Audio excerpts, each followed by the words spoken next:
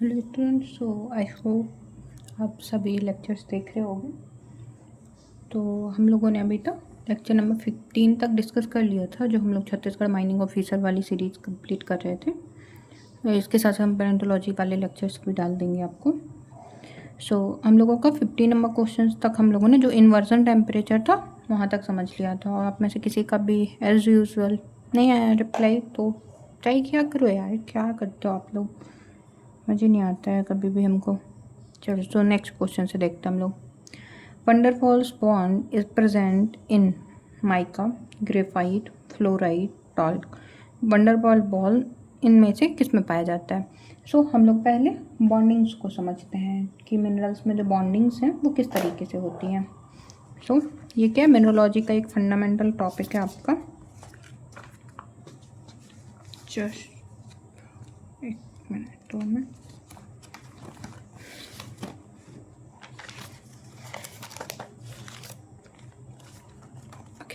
यहाँ से हम लोग स्टार्ट करते हैं।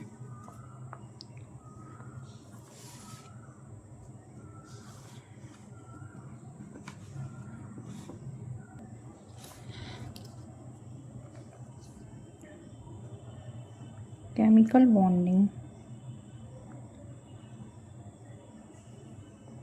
इन मिनरल्स। ओके, अब जो केमिकल बॉन्डिंग है वो उसका मतलब क्या होता है? केमिकल बॉन्ड होता है एक ऐसे फोर्स होता है जो होल्ड करता है एटम्स और आयंस को एक साथ, जिससे कि मिनरल्स फॉर्म होते हैं। A chemical bond is the force that holds atoms or ions together to form a mineral. और ये कितने तरीके से होता है? तो 5 टाइप से होता है। Ionic bond, covalent bond, metallic bond, Van der Waals bond and hydrogen bond. इनको हम वन बाय वन करके समझते हैं। First one is atomic bomb, sorry दिमाग, आयनिक बॉन्ड, जो पढ़ रहे हैं वही याद आ रहा है। चलो, आयनिक बॉन्ड में क्या होता है?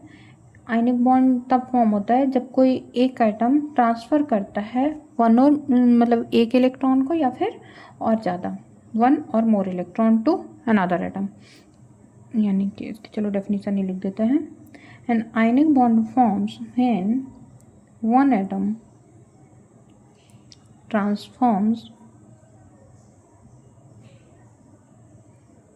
One or more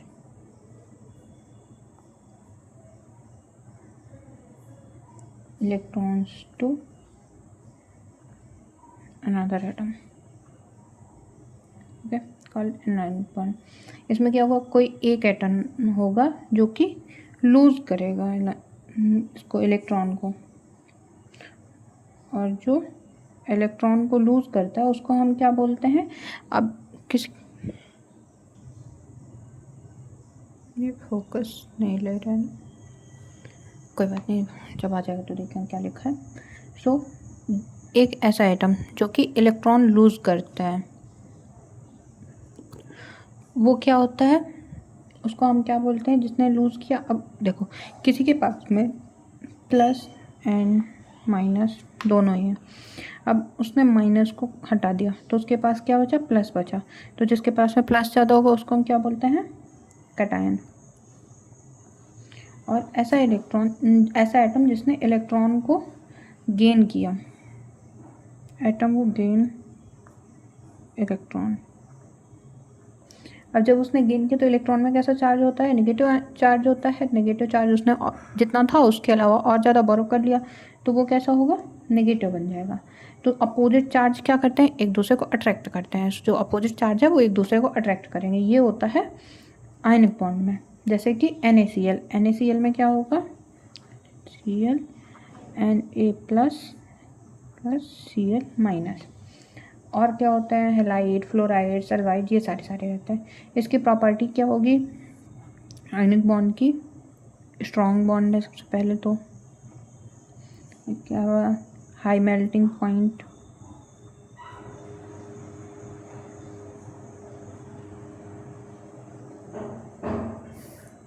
brittle nature,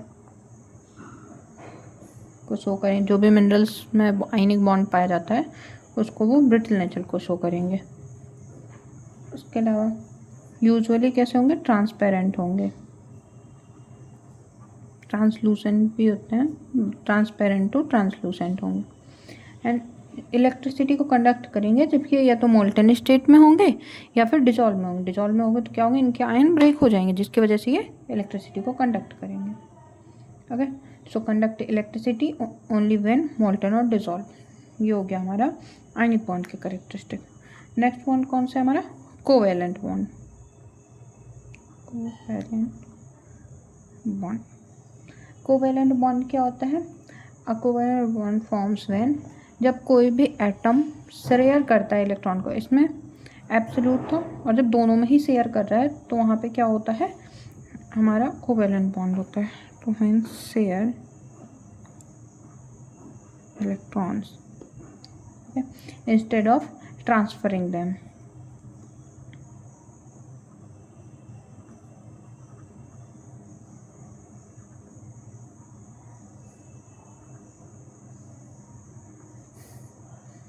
जैसे कि डायमंड में होता है, क्या होगा, ईच कार्बन जो है, जो भी डायमंड क्या है, कार्बन ही है पूरा पूरा, तो ईच कार्बन एटम क्या करेगा, शेयर करेगा एक इलेक्ट्रॉन को विथ 4 नेबरहुड कार्बन एटम, जिसकी वजह से क्या होगा, पूरे के पूरे जो कार्बन है उनकी भी वैलेंसी पूरी हो जाएगी, कोई दूसरा एटम भी नहीं लाना पड़ेगा, और जो एब्सोल्यूट पॉजिटिव या नेगेटिव है जो शेयर कर रहे हैं वो भी नहीं होगा। सो इसमें शेयरिंग नेचर होता है, कोवेलेंट में दोनों साथ साथ को एग्जिस्ट कर रहे होते हैं। इसमें मिलता है डायमंड, क्वार्ट्ज, सिलिकॉन, सल्फर। इनकी प्रॉपर्टीज़ क्या होती हैं, एक तो ये जब दोनों सब साथ साथ रह रहे हैं, ऐसे याद रख सकते हो कि साथ रहने से क्या होता है, पावर बढ़ती है, स्ट्रेंथ बढ़ती है। सो ये जो हैं ये सब ज़्यादा हमारे मतलब बहुत ज़्यादा वेरी स्ट्रॉन्ग बॉन्ड की कैटेगरी में आते हैं, ये वेरी स्ट्रॉन्ग बॉन्ड। इनसे जो मिनरल्स बनते हैं, जो भी चीज़ों पे ये बॉन्ड पाया जाता है वो कैसा होता है, वेरी हार्ड। स्ट्रॉन्ग है, हार्ड ज़्यादा है, तो इसका मेल्टिंग पॉइंट क्या होगा, हाई मेल्टिंग पॉइंट। और इलेक्ट्रिसिटी के कंडक्टर कैसे होते हैं, ये पुअर कंडक्टर होते हैं इलेक्ट्रिसिटी के mostly. Okay, next metallic bond.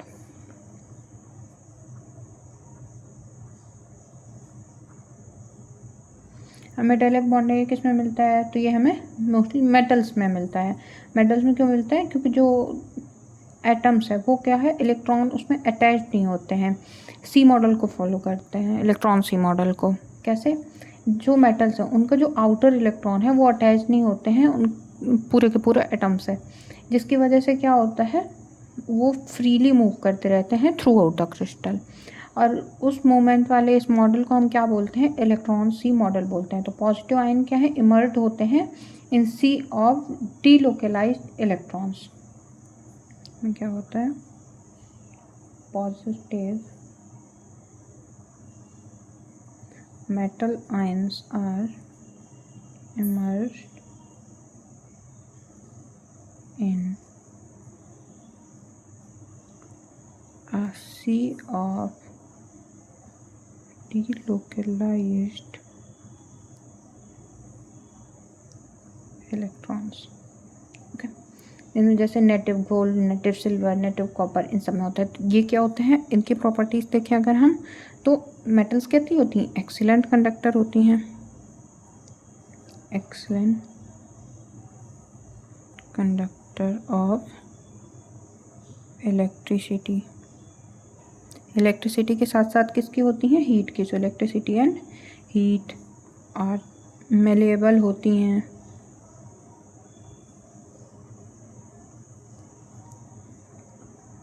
Ductile. And इनकी जो लस्टर है तो मेटल में पाया जा रहा है, तो कैसी होगी, मेटालिक लस्टर होगी।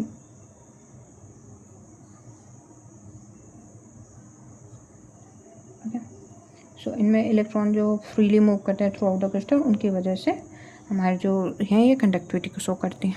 नेक्स्ट होता है फोर्थ, वंडर वाल बॉन्ड्स।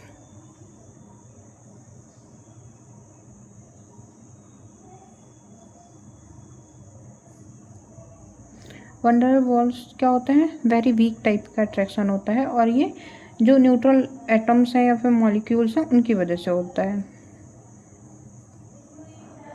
तो ये क्या करते हैं, वंडरवॉल फोर्स की वजह से होते हैं, और ये जो वंडरवॉल फोर्स है, ओके, सो जो वंडरवॉल फोर्स है वो कैसा है, वेरी वीक अट्रैक्शन होता है।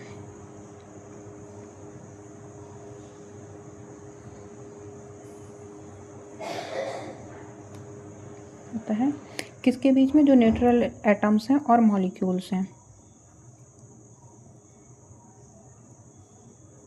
न्यूट्रल एटम्स और molecules.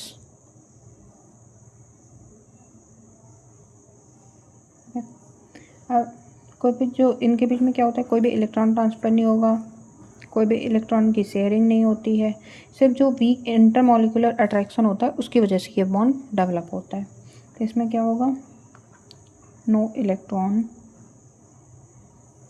Sharing, no electron transfer, only weak intermolecular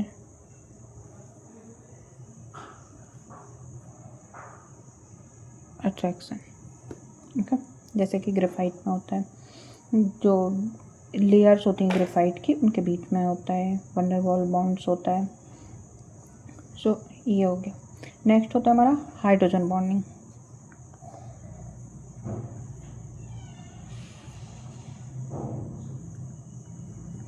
जो हाइड्रोजन बॉन्ड्स हैं वो किसके बीच में फॉर्म होते हैं, वो फॉर्म होते हैं कब फॉर्म होता है, जब हाइड्रोजन जो है वो बॉन्ड बनाता है ऑक्सीजन के साथ या फिर और भी कोई हाईली इलेक्ट्रोनेगेटिव एटम्स है उसके साथ में बॉन्ड बनाता है, तो वो अट्रैक्ट करता है अपने neighbourhood ring oxygen nitrogen fluoride atom को, जिसकी वजह से वो बॉन्ड को जनरेट करता है। ओके, तो ये मोस्टली किसके द्वारा फॉर्म होता है, ड्यू टू हाइड्रोजन फॉर्म होता है। ओके, इसका एग्जाम्पल क्या है, जिप्सम में मिलता है और आइस में मिलता है, क्ले मिनरल्स में मिलता है। एंड इसकी प्रॉपर्टीज़ क्या होती हैं, एक तो इसकी स्ट्रेंथ मीडियम रहेगी, स्ट्रेंथ से भी कहीं पे तो क्वेश्चन पूछा गया था एक बार, स्ट्रेंथ के ऑर्डर में था शायद वो क्वेश्चन, तो स्ट्रेंथ पे इसलिए ज़्यादा फोकस करें। एंड इम्पॉर्टेंट होता है इसमें जो हाइड्रेटेड मिनरल्स होते हैं उनके बीच में ये इंपॉर्टेंट होता है, क्योंकि हाइड्रेटेड मिनरल्स में क्या होगा, हाइड्रोजन कंटेन करेगा और उस हाइड्रोजन की वजह से क्या होगा, हाइड्रोजन बॉन्डिंग फॉर्म करेगा। So important in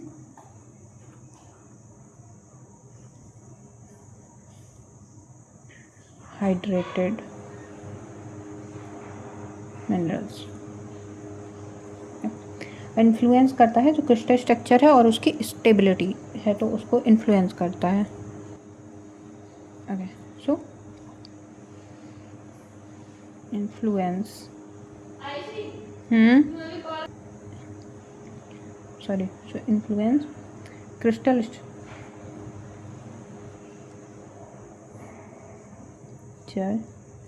and stability.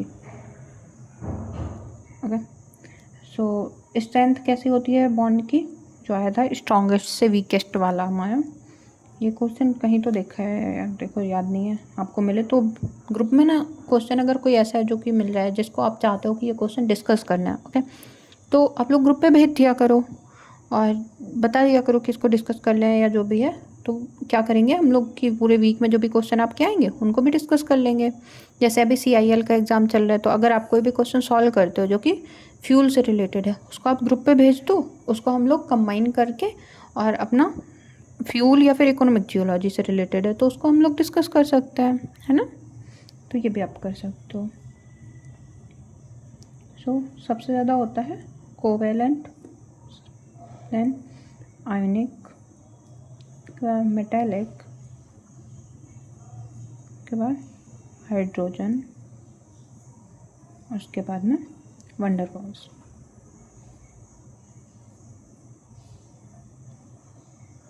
So I hope आप लोगों ने बॉन्डिंग बहुत अच्छे से समझ ली होगी। पूरा का पूरा हम लोगों ने जो बॉन्डिंग का टॉपिक होता है उसको ये एक MCQ पे देख लिया है ना। अब देखो इस क्वेश्चन में क्या प्रॉब्लम है। हमारा क्वेश्चन नंबर 16 है ना ये। तो इसमें पूछा है किन किन में इसके बीच में वंडर वाल्स बॉन्ड प्रेजेंट होता है, और इसने ऑप्शन क्या दिए हैं, माइका, ग्रेफाइट, फ्लोराइड, टाल्क। अब जो ग्रेफाइट है उसमें क्या होता है, कार्बन एटम। देखो ग्रेफाइट ऐसे सीट बाई सीट होता है, लेयर बाई लेयर, जैसे ये पेजेस हैं इस तरीके से वो निकल आता है, सीट्स के फॉर्म में निकल आता है। तो जो सीट होती है तो हर सीट के बीच में क्या होता है, कोवेलेंट बॉन्ड होता है, जिसकी वजह वो सीट्स में निकलता है ना। तो जो एक तो हो गया बॉन्ड सीट के बीच में, सॉरी सर तुमने कोवेलेंट बोल दिया, रुको। ग्रेफाइट कैसा, एक तो ये लेयर है, इस लेयर पे ये जैसे वर्ड्स लिखे हुए हैं ऐसे कार्बन एटम्स हैं, तो एक तो बॉन्ड होगा उन दो कार्बन एटम के बीच में, और एक होगा जो हमारी इस तरीके से सीट डेवलप है उनके बीच में। सो जो कार्बन एटम, जैसे ये पेज लिखे हुए हैं इस पे जो कार्बन एटम एक सीट पे उस पे होता है हमारा कोवेलेंट बॉन्ड, और जो लेयर्स हैं उन लेयर्स को कौन हेल्ड करके रखता है, उनको रखता है वंडर वाल्स बॉन्ड। तो ग्रेफाइट ऑप्शन करेक्ट हो गया। अब जो टाल्क है, टाल्क भी लेयर्ड सिलिकेट स्ट्रक्चर है, उसमें भी लेयर्स फॉर्म होती हैं, और उसकी भी जो लेयर्स है वो प्रिडोमिनेंटली किसकी वजह से होती है, वंडर वाल्स फोर्स की वजह से होती हैं। तो टार्क भी इसी वजह से एक्सट्रीमली सॉफ्ट होता है, टार्क में स्ट्रेंथ नहीं होती है, तो हमारा टार्क भी करेक्ट आंसर हो जाएगा इस तरीके से। तो इसी वजह से क्या किया था, जो PCS है उसने ये क्वेश्चन को ही एग्जाम कर दिया था, हटा दिया था ये क्वेश्चन, ठीक है।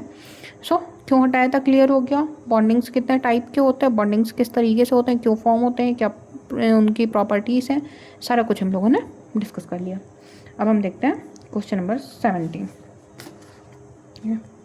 The table of cosmic abundance of elements and isotopes was first given by Almer, Suez and Urey, Goldsmith और कैमरॉन। इसका आंसर क्या होगा पहले आप देखिए। अच्छा एक काम करना, आप लोग कमेंट सेक्शन में आप आंसर तो दोगे नहीं, बट ये बताना कि जो हमने क्वेश्चन पेपर भेजा था जब ग्रुप में, आप लोगों ने से कितने लोगों ने पहले से सॉल्व कर रखा है, ठीक है। क्योंकि जैसे हम ग्रुप पे भेजते थे ना, एक बार आप खुद से सॉल्व किया करो, तो आप लोग बताना, ठीक है, कि आप लोगों ने सॉल्व किया या नहीं किया, कितने लोगों ने किया। सो टेबल ऑफ कॉस्मिक अबंडेंस जो थी वो फर्स्ट किसने दी थी हमें। अब इसमें एक कैच है, किसने एडवांस दी थी और किसने फर्स्ट दी थी, इन दोनों में आप कंफ्यूज हो सकते हो, है ना। तो जो फर्स्ट अबंडेंस दी थी वो किसने बताया था, उसके बारे में बताया था हमको गोल्डस्मिथ ने। जो कॉस्मिक अबंडेंस है, तो ये हमसे क्या पूछते हैं, question number 17, ask about cosmic abundance. Cosmic abundance जिसका मतलब क्या होता है, relative abundance of different chemical elements and their isotopes in the inverse.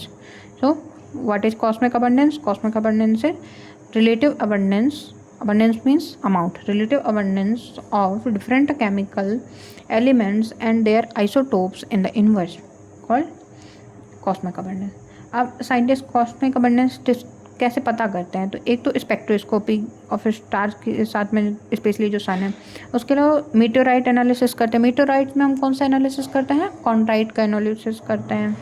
और जो हमारे पास में मून के या फिर अदर सैंपल, कोई भी प्लैनेटरी सैंपल्स है, उनकी हेल्प से हम उसको रिकन्स्ट्रक्ट करते हैं, है ना। सो कॉस्मिक अबंडेंस किसने दी थी, हमने कॉस्मिक अबंडेंस फर्स्ट दी थी गोल्डस्मिथ ने। अब जो स्वेस और ओरे हैं, कॉस्मिक अबंडेंस फर्स्ट, चलो ये जब ऑप्शन आएगा तब देखते हैं। ऑप्शन 2 इसका जो है, स्वेस एंड ओरे, इन्होंने क्या किया, इस्टेब्लिश किया था highly influenced and improved table of abundance. You provide highly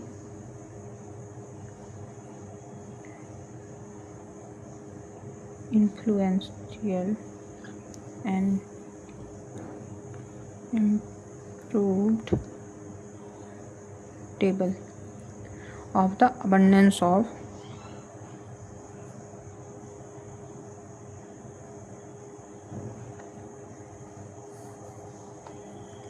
the element. और ये किसके बेस पे दी थी इन्होंने, on the basis of meteorites and other astronomical observations, है ना। बट इन्होंने रीडिफाइन किया है टेबल्स को, इन्होंने खुद टेबल्स को नहीं दिया था सबसे पहले किसने दिया था? सबसे पहले गोल्ड स्मिथ ने दिया था। गोल्ड स्मिथ को और किस नाम से जानते हैं? Father of geochemistry.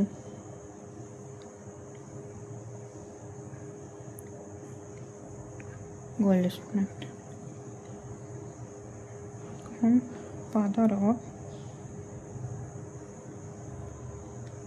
जियोकेमिस्ट्री भी बोलते हैं ना। इन्होंने बहुत सारा कंट्रीब्यूशन किया था। एक तो सबसे पहले हमें टेबल दी कॉस्मिक अबंडेंस की, और उसके अलावा जो क्लासिफिकेशन एलिमेंट्स का वो भी किया था। किस तरीके से? लिथोफाइल, सिट्रोफाइल, चेल्कोफाइल, एटमोफाइल, ये सब भी हम लोग देख चुके हैं, किसी क्वेश्चन में तो देखा था। सो ये हो गया। और जो कैमरॉन ने क्या दिया? इन्होंने डेवलप किया था modern model of solar system.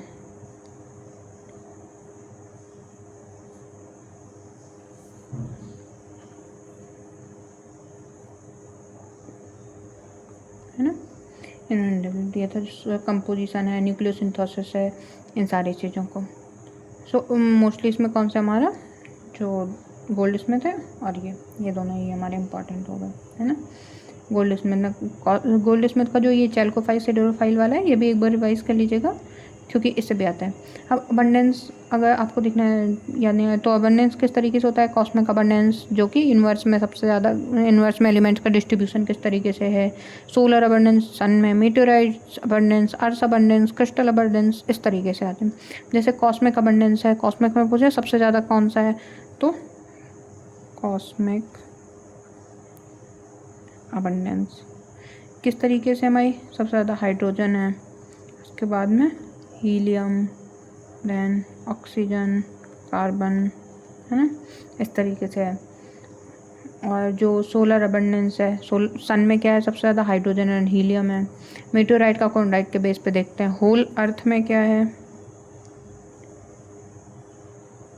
Whole earth इस पे सबसे ज़्यादा आयरन है, ऑक्सीजन है, सिलिकॉन है एंड मैग्नीशियम है ना। अच्छा, आपका होमवर्क, क्योंकि एक तो आप ही लिखोगे, जो क्रिस्टल अबंडेंस है वो आपको कमेंट करनी है ना, कि क्रिस्टल अबंडेंस कौन कौन सी थी। नेक्स्ट क्वेश्चन, आयनिक पोटेंशियल किसको बोलते हैं? सो इसमें हमसे आयनिक पोटेंशियल की डेफिनेशन पूछी गई है। Ratio radius divided by charge, charge divide by radius, charge into radius, या चार्ज प्लस रेडियस। तो क्या होता है आयनिक पोटेंशियल? हमारा आयनिक पोटेंशियल होता है चार्ज अपॉन रेडियस।